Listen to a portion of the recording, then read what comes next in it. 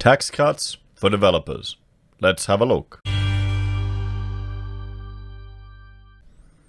Good morning, everyone. Florian.heise here, and welcome to another episode of HeiseSays.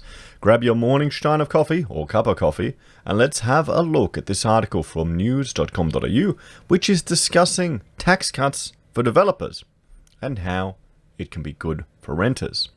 Now, over the last several months, I've been asking everyone, what do you think the government will do to prop up the housing market?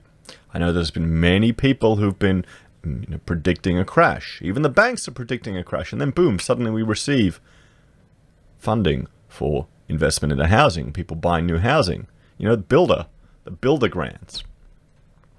What else are they going to do? Some people are concerned we'll get dramatic falls. Others think the state will intervene as much as they can to prop up this sector. I'm starting to lean towards that path. I think the government will intervene as much as they can in the economy, doing whatever they possibly can think of to prop up housing, to prop up construction. And what we're starting to see, every intervention has a consequence. When you restrain the freedom of the market, when you try and force it to behave in a particular way, where you intervene into the market, there are unintended consequences. Things may sound good. Things may be done with the best of intentions. But there are consequences that either we don't have the capability to model accurately, or people just dismiss because, well, they only want to get votes. They only want to get votes. And most voters only think about the short term. That would be interesting to see what the average time horizon someone thinks about with regards to political decisions, news, media.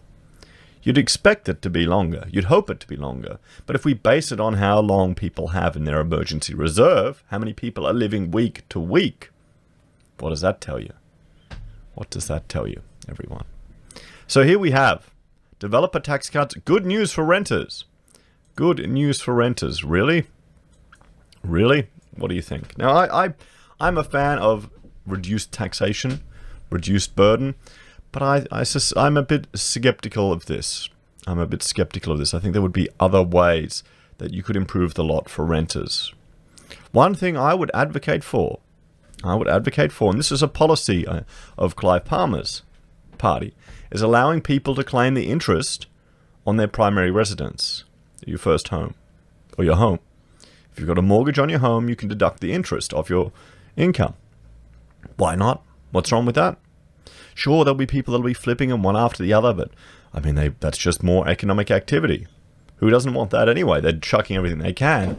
But it would mean you would be getting a house over your head before your tax dollars are taken forcefully from you and then are spent at the government's whim. Sure, we can vote for our representatives, but how many of you would rather donations get sent or your taxes get sent overseas to prop up a regime for political reasons than have a house over your head or food for your family? Renters will be given more choice and more security under a new scheme that gives developers tax cuts to build properties for rent only. For rent only. This is concerning. This treasurer, he's pushing for land tax as well. And we saw yesterday some of the tremendously horrific examples of bureaucrats abusing their powers under land tax to seize properties and sell them. We saw that happen in the US. Renters will be given more security for long leases and more choice under a new government scheme designed to increase the number of properties on the market. We already have a tremendous number of properties on the market. We're going to get Airbnbs coming onto the market. I've got another article we'll look at where rents are falling. Why do we need this? Wouldn't it be better to reduce other taxes if you want to stimulate the economy and help people? What about reducing your petrol taxes? That's going to affect everyone, every single person that drives in a car. Developers planning to build to rent will have 50% slashed off their land tax until 2040 in a bid to encourage the practice, which is taken off overseas. Now, the one benefit I'll put here for this, the one idea I like about this is if developers are building to rent, which means they will hold onto it for the 20, 30, 40 years, you're going to get them making decisions in the design and construction stage of a project, which is to do with the longevity, robustness, and low maintenance cost. So they're not going to be, well, they will not be as likely to hold on, build it as cheap as possible just to flip, cut corners just to flip. Oh, no one will see it. That'll last for the defects period. That'll last for a couple of years. Do it, cut corners. That is the one advantage I see of this. If you have developers having to hold onto an asset for a period of time where they're liable for everything, where they own it, that could be an advantage. The tax cut is similar to what developers who are building to sell receive, but the government hopes this new scheme will provide more housing options, greater surety for long-term renters, boost construction, and support jobs during the pandemic recovery. What do you think, everyone? Do you want to... Here's the thing. Do you want to be in a building where it's purely just renters? You want to have a mix of people. You want people to aspire to own. People who own generally take better care of their buildings, or they have more value in it. Or they'll fix it up over time. Isn't that the way it is? Isn't that what's encouraged? Under the new program, those who develop land for the purpose of renting out the homes will be eligible for the same tax break as those developing to sell. New South Wales Treasurer Dominic Perotti said the government was hoping the market for these projects would grow under more than soon-to-be more favourable conditions. Well, we'll have to see. Renters benefit through greater choice, and because the focus is placed on them rather than just gearing towards property owners. It has an added benefit of encouraging better quality rental properties and much longer term leases. Well, it will result in better quality properties if the developers are forced to hold on to it, or if there's an incentive for them to hold on to it. But then that increased quality would have to be less. The increased quality and savings on maintenance would have to be worth the extra investment. This will provide further confidence, boost housing construction, there you go, create more options for investors and builders of development, and ultimately more housing options and security for tenants. To be eligible, construction must not have begun before July 1, 2020, and the projects must provide purpose-built rental units, be managed under unified ownership, and include options for longer leases. Developments in metropolitan areas must have at least 50 units, while criteria for regional developments is still being considered.